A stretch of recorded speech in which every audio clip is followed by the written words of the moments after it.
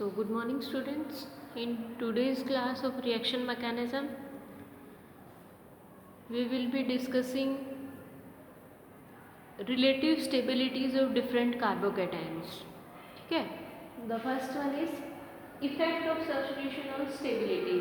कि कार्बोकेटाइन की स्टेबिलिटी पे सब्स्टिट्यूशन का क्या इफेक्ट पड़ता है. किस कार्बोकेटाइन की स्टेबिलिटी पे? Of benzyl carbocation. किसकी?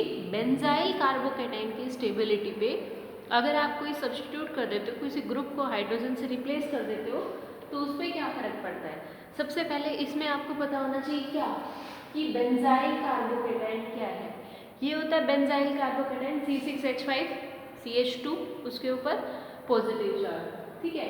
तो ये बेंजाइल कार्बोकेटाइन जो है ये अपने आप में एक बहुत ही स्टेबल स्पीसीज है. क्यों है?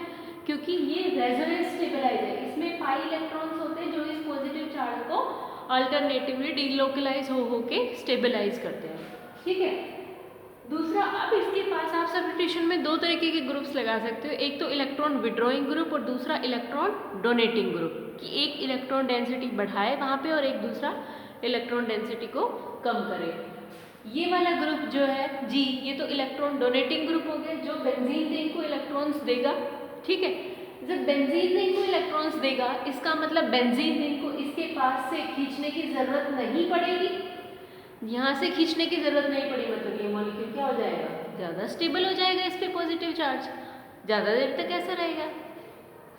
अगर आप इलेक्ट्रॉन विड्रॉइंग ग्रुप लगाते हो तो इलेक्ट्रॉन विड्रॉइंग ग्रुप के केस में क्या होगा कि ये बेंजीन रिंग से इलेक्ट्रॉन्स विड्रॉ करेगा. तो बेंजीन रिंग क्या होती है? इलेक्ट्रॉनिकली हाईली स्पीसीज होती है. जब इसके पास से इलेक्ट्रॉन्स इधर खींचे जाएंगे तो भी कार्बन से ये भी इधर खींचेगा. मतलब इसके ऊपर पॉजिटिव चार्ज और ज़्यादा बढ़ता चला जाएगा. तो ये क्या कर देगा, इस पॉजिटिव चार्ज को क्या कर रहा है, डीस्टेबलाइज कर रहा है. क्या कर रहा है? डीस्टेबलाइज. तो अगर स्टेबिलिटी की बात करते हो तो इलेक्ट्रॉन डोनेटिंग ग्रुप जो है वो तो बेंजाइल, अगर आप बेंजाइलिक कार्बोकेटाइन की स्टेबिलिटी की बात करते हो तो बेंजाइल कार्बोकेटाइन की स्टेबिलिटी को बढ़ाएगा. अगर आप इलेक्ट्रॉन विड्रॉइंग ग्रुप लगाते हो तो बेंजाइल कार्बोकेटाइन की स्टेबिलिटी को कम करेगा. ठीक है. दूसरा, आपके पास जो नॉर्मल से ग्रुप आते हैं उसमें क्या क्या होते हैं? टर्शरी ब्यूटाइल, ये स्टेबिलिटी का ऑर्डर है. टर्शरी ब्यूटाइल, फिर benzyl, isopropyl, and then allyl, n propyl, ethyl, vinyl, phenyl and then methyl. ठीक है. तो इनका ये ऑर्डर क्यों है? इसको बेसिक अगर आप देखो, टर्शरी ब्यूटाइल का फॉर्मूला ये होता है आपके पास, बेंजाइल का ये होता है, आइसोप्रोपाइल का ये होता है, अलाइलिक ग्रुप ऐसा होता है जिसमें डबल बॉन्ड इस वाले कार्बन से अल्टरनेटिव पे अगर डबल बॉन्ड प्रेजेंट होता है तो इसको बोलते हैं अलाइलिक. ठीक है. अब पॉजिटिव चार्ज है तो कार्बोकेटाइन हो गया, नेगेटिव चार्ज होता तो कार्बोनाइन हो जाता. ठीक है. ये होता है आइसो एन प्रोपाइल, ये होता है इथाइल, विनाइल. जब डबल बॉन्ड के ऊपर खुद पॉजिटिव चार्ज आ जाए, मतलब कि विनाइल कार्बन ये होते हैं दोनों डबल बॉन्ड वाले दोनों कार्बन जो होते हैं वो क्या होते हैं आपके पास? विनाइल कार्बन होते हैं. फिनाइल रिंग, फिनाइल C6H5, इसके ऊपर कोई कार्बन जुड़ा हुआ नहीं है. बेंजाइल में इस पे ये कार्बन है, अगर इसके ऊपर पॉजिटिव चार्ज करते तो ये कार्बन मेरा क्या है? फिनाइल कार्बन है. ठीक है. और मिथाइल आपको पता ही है CH3. तो इनका ये स्टेबिलिटी का ऑर्डर ऐसे क्यों आया, इधर जाते जाते डिक्रीज क्यों हुई? देखो, सबसे पहली बात तो सबसे इंपॉर्टेंट आता है इस केस में प्लस आई इफेक्ट. क्या आता है? प्लस आई. कि टर्शरी ब्यूटाइल जो है उसमें आपके पास RRR 3 इलेक्ट्रॉन रिलीजिंग ग्रुप लगे हुए हैं, 3 इलेक्ट्रॉन डोनेटिंग ग्रुप लगे हुए हैं जो इस कार्बन पे इलेक्ट्रॉन की डेंसिटी को बढ़ाएंगे. मतलब पॉजिटिव चार्ज वहाँ पे इजीली स्टेबल रह सकता है. तो ये मोर स्टेबल क्यों हुआ? Because of plus I effect, that is inductive effect. दूसरा, ये बेंजाइल कार्बोकेटाइन जो है ये स्टेबल, इनसे ज़्यादा स्टेबल क्यों है? इसकी स्टेबिलिटी ज़्यादा इसलिए है बिकॉज ऑफ रेजोनेंस. रेजोनेंस की वजह से जो पॉजिटिव चार्ज है सब पे पूरी फिनाइल रिंग के अंदर घूमेगा, पूरी बेंजीन रिंग में डीलोकलाइज होगा. किसकी वजह से? रेजोनेंस की वजह से. फिर आपके पास आइसोप्रोपाइल, आइसोप्रोपाइल में भी आपके पास क्या होते हैं? 2 CH3 ग्रुप लगे होते हैं जिसकी वजह से प्लस आई इफेक्ट आ रहा है उसके पास. जो विनाइल है, विनाइल के अंदर यहाँ पे पॉजिटिव चार्ज है तो ये अल्टरनेट पोजीशन पे ही हो गया. जैसे यहाँ रेजोनेंस हो रहा था, अल्टरनेट पेयर रेजोनेंस होगा, ऐसा ही सेम रेजोनेंस यहाँ पे हो जाएगा। इस वजह से पॉजिटिव चार्ज को स्टेबलाइज करता है। नेक्स्ट जो प्रोपाइल है, एन प्रोपाइल और एन इथाइल दोनों में से कौन सा मोर स्टेबल होगा, वो डिपेंड करेगा कि मेरा पॉजिटिव चार्ज जो है उसकी लेंथ जितनी ज़्यादा दूर तक जा रही है, जितनी बड़ी लेंथ होगी उतना ही पॉजिटिव चार्ज उस पर मोर स्टेबल होगा, मतलब प्रोपाइल का मोर स्टेबल होगा देन इथाइल। फिर आता है जो ये होते हैं आपके पास विनाइल और phenyl ring, vinyl phenyl methyl, ये तीनों के तीनों जो नॉर्मल कार्बोकेटायन होते हैं उसकी स्टेबिलिटी को डीस्टेबलाइज करते हैं। क्यों? क्योंकि ये अपने आप में क्या कहते हैं कि डबल बॉन्ड है। डबल बॉन्ड का मतलब वहाँ पे पाई इलेक्ट्रॉन्स ज़्यादा है, मतलब मैं कार्बन डबल बॉन्ड हूँ, मैं ये वाला हाथ और ये वाला हाथ दोनों डबल बॉन्ड बना रहे हैं, मतलब इनके पास इतनी ज़्यादा इलेक्ट्रॉन डेंसिटी है दोनों के पास, ठीक है। और उसी के ऊपर पॉजिटिव चार्ज दिखा दिया। पॉजिटिव चार्ज का मतलब हम कह रहे हैं कि वहाँ पे इलेक्ट्रॉन डेंसिटी लेस हो गई है, तो दोनों बात आपस में कॉन्ट्राडिक्टरी हो गई कि पॉजिटिव चार्ज भी है और हाई इलेक्ट्रॉन डेंसिटी, इस वजह से ये क्या होता है डीस्टेबलाइज करते हैं। फिनाइल रिंग में भी सेम होता है कि यहाँ पे वैसे तो 3 पाई बॉन्ड है फिनाइल रिंग में कि भाई मैं हाईली इलेक्ट्रॉनिक ग्रुप हूँ, मेरे पास बहुत सारी इलेक्ट्रॉन डेंसिटी है, बट पॉजिटिव चार्ज है, मतलब मैं और भी इलेक्ट्रॉन ले सकता हूँ, जबकि बेंजीन रिंग तो इलेक्ट्रॉन देती है, ठीक है। तो ये क्या हो गया, इसकी कॉन्ट्रडिक्शन हो गई, इस वजह से ये क्या करते हैं डीस्टेबलाइज करते हैं कार्बोकेटायन। नेक्स्ट आता है CH3 मिथाइल। मिथाइल के ऊपर अपने आप में ना तो कोई प्लस आई इफेक्ट है, ना ही कोई हाइड्राइड शिफ्ट है, ना हाइपर कंजुगेशन है, कुछ भी नहीं है बेचारे के पास, तो वो क्या करेगा सबसे लेस स्टेबल होगा ही होगा, ठीक है। तो ये एक स्टेबिलिटी का ऑर्डर है जो बेसिक आपको कार्बोकेटायन में पता होना चाहिए। इसके बाद मेरी 2 चीज़ें आती है जो स्टेबिलिटी में ही आती है। एक को बोलते हैं 1,2 हाइड्राइड शिफ्ट, हाइड्राइड मतलब हाइड्रोजन का शिफ्ट, H माइनस आयन का शिफ्ट, और 1,2 मिथाइल मतलब CH3 का शिफ्ट, ठीक है। एक से दूसरी पोजीशन पे हाइड्रोजन का शिफ्ट और एक से दूसरी पोजीशन पे मिथाइल का शिफ्ट, ठीक है। तो जैसे आपके पास ये मॉलिक्यूल है, मेरे पास N प्रोपाइल ये वाला CH3 CH2 CH2 पॉजिटिव, इसमें मेरा कौन सा कार्बोकेटायन है, प्राइमरी कार्बोकेटायन है ना, ये प्राइमरी कार्बोकेटायन है। अब अगर मैं इस हाइड्रोजन को इसके पास शिफ्ट कर दूं तो मेरा क्या हो जाएगा, ये ऐसा मॉलिक्यूल बन जाएगा। इस कार्बन पे CH2 के ऊपर अगर ये हाइड्रोजन H माइनस आ जाता है, यहाँ पे पॉजिटिव चार्ज क्रिएट हो जाएगा, मतलब ये क्या बन गया सेकेंडरी कार्बोकेटायन। और हम सबको पता है कि सेकेंडरी कार्बोकेटायन प्राइमरी से मोर स्टेबल होता है। इसका मतलब इस कार्बोकेटायन की स्टेबिलिटी की बढ़ाने के लिए मैंने हाइड्रोजन को 1 से 2 पे शिफ्ट करा।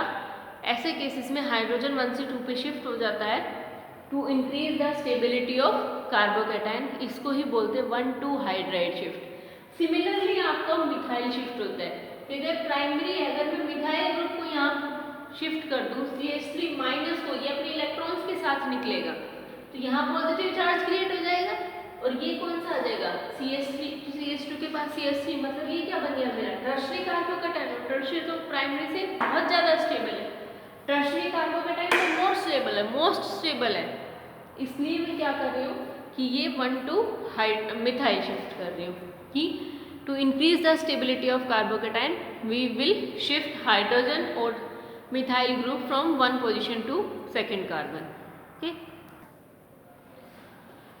Now the next one is what is carbanion. Carbanion क्या होता है, देखो पहले इसको कार्बोएनायन बोला जाता था, कार्बोकेटायन को कार्बोनियम आयन बोला जाता था, इसको कार्बेनायन को कार्बोएनायन बोला जाता था, पर अब ये कार्बेनायन है, आपको ये इसे देखो, ठीक है।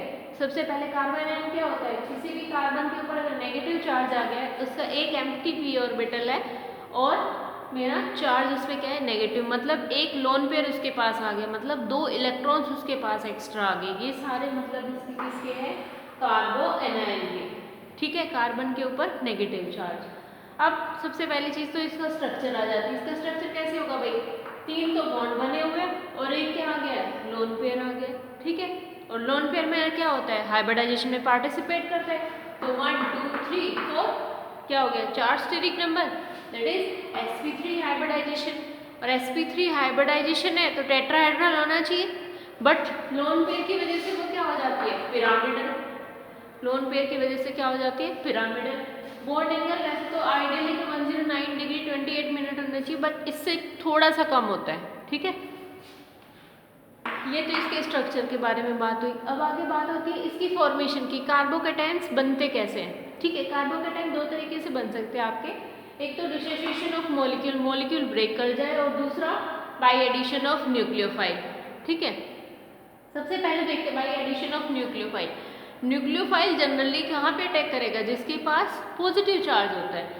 तो ऐसे केसेस जिसमें एल्कीन्स हो, मतलब डबल बॉन्ड हो, तो क्या हो, ये वाला पाई इलेक्ट्रॉन इस कार्बन पे शिफ्ट हो जाएगा, तो इस पे तो नेगेटिव आ जाएगा, इस पे क्या आ जाएगा, पॉजिटिव चार्ज। और पॉजिटिव चार्ज पे कौन अटैक कर देगा, न्यूक्लियोफाइल। तो यहाँ तो न्यूक्लियोफाइल ऐड हो गया और यहाँ पे क्या आ गया, नेगेटिव चार्ज, तो बन गया ना कार्बन आयन, ठीक है। दूसरा आता है डिसोसिएशन ऑफ मॉलिक्यूल। देखो मॉलिक्यूल अपने आप में तो डिसोशिएट होता नहीं है, अपने आप में तो कब होता है, कोई हैलोजन बेस्ट लिविंग ग्रुप होता है तो वो तो अपने इलेक्ट्रॉन लेके ही जाते हैं, ठीक है। तो हमें जबरदस्ती मॉलिक्यूल को डिसोशिएट कराना होता है। कैसे, अगर किसी के पास में हाइड्रोजन लगा हुआ है, कोई भी एल्केन है जिसमें हाइड्रोजन लगा हुआ है, मैं उसमें कोई भी बेस कर दूंगी ऐड, तो बेस के पास क्या होता है, या तो लोन पेयर होता है या फिर नेगेटिव चार्ज होता है। जैसे NH2 बेस होता है, लोन पेयर है, OH माइनस बेस होता है, नेगेटिव चार्ज है, इथोक्सी नेगेटिव चार्ज है। तो ये सब क्या कर लेंगे, पॉजिटिव चार्ज वाले हाइड्रोजन को क्या कर लेंगे, एब्स्ट्रैक्ट, क्योंकि इसको क्या चाहिए, H प्लस मिलते ही क्या बन जाएगा, वाटर। इसको H प्लस मिलते ही ये क्या बन जाएगा, इथेनॉल, ठीक है। तो positive charge H plus charge को लेके क्या बन जाते हैं, अपने आप में एक न्यूट्रल स्पीसीज बन जाती है। ये लोन पेयर वाला भी यहाँ से हाइड्रोजन को एब्स्ट्रैक्ट कर लेगा, H प्लस को विदाउट इसके इलेक्ट्रॉन्स, विदाउट उसके बॉन्ड के इलेक्ट्रॉन्स ये खींचते हैं, तो क्या बनता है मेरे पास, कार्बन के पास क्या बन जाएंगे, ये दोनों के दोनों इलेक्ट्रॉन्स रह जाएंगे, और दोनों इलेक्ट्रॉन रह गए मतलब नेगेटिव चार्ज आ गया, ठीक है। तो ये आपके पास कार्बन आयन की फॉर्मेशन है। उसके बाद आती है कार्बन आयन की स्टेबिलिटी। वही आप उनके डिस्टिंग्विश करोगे, primary, secondary, tertiary carbon ion और मिथाइल कार्बन आयन, ठीक है। स्टेबिलिटी की बात जो करोगे तो वो दो चीज़ों से देखी जाएगी, -I, एक तो इसको -I इफेक्ट चाहिए। अगर आप +I लेके चलोगे तो +I उसको डिस्टेबलाइज करेगा, स्टेबलाइज नहीं करेगा, ठीक है। रेजोनेंस उसको स्टेबलाइज करेगा, रेजोनेंस पॉजिटिव को भी नेगेटिव को भी स्टेबलाइज करता है। क्यों, क्योंकि रेजोनेंस उस चार्ज को पूरे में डीलोकलाइज कर देता है। पहले तो यहाँ प्रेजेंट था ओनली, अब सब एटम्स पे घुमा के ले आया, ठीक है। तो चाहे वो पॉजिटिव हो चाहे वो नेगेटिव हो, चाहे वो कार्बोकेटायन की बात करें कार्बन आयन की, दोनों में ही क्या करता है, उनको स्टेबलाइज कर देता है, ठीक है। तो आपके पास जैसे ये है, इसमें अगर आप लिखोगे कि भाई ये क्या है, मिथाइल कार्बन आयन है, ये primary carbon ion, secondary carbon ion और टर्शरी कार्बन आयन, तो क्या होगा, वहाँ पे मेरा मिथाइल कार्बन आयन कार्बोकेटायन सबसे ज़्यादा मोस्ट स्टेबल था। क्यों, क्योंकि R इलेक्ट्रॉन रिलीजिंग ग्रुप होते हैं, तो +I इफेक्ट शो करते हैं, और +I वाला इसको क्या करेगा, डिस्टेबलाइज करेगा। डिस्टेबलाइज करेगा मतलब टर्शरी सबसे लेस स्टेबल होगा, फिर सेकेंडरी, फिर प्राइमरी, और सबसे मोस्ट स्टेबल क्या हो जाएगा, मिथाइल कार्बन आयन, ठीक है। दूसरा आता है आपके पास ये वाला, ये उसमें शायद नहीं बताया है कि अगर इसमें पॉजिटिव चार्ज लिख दोगे तो ये कार्बोकेटायन हो जाएगा। इसमें क्या है कि 3 फिनाइल रिंग्स अगर आप जोड़ दो, एक में 2 फिनाइल रिंग है और एक बेंजाइल रिंग है। पहले कार्बन आयन की बात कर लेते हैं। कार्बन आयन है कार्बोकेटायन, अगर आपके पास कहीं पे भी फिनाइल रिंग ऐड हो रही है, इसका मतलब वो रेजोनेंस को इंक्रीज कर रहा है। इसमें भी रेजोनेंस जा रहा है, इसमें भी जा रहा है, इसमें भी जा रहा है, मतलब पॉजिटिव और नेगेटिव चार्ज कहाँ, कितने एटम्स में स्प्रेड हो रहा है। जितने ज़्यादा में स्प्रेड होगा, जितने ज़्यादा ये ग्रुप्स होंगे, उतना ही वो मोर स्टेबल हो जाएगा। तो टर्शरी फिनाइल वाला मोर स्टेबल होता है, फिर सेकेंडरी वाला, फिर प्राइमरी वाला, चाहे कार्बन आयन हो चाहे कार्बोकेटायन हो, ठीक है। नेक्स्ट क्लास में फ्री रेडिकल्स करेंगे।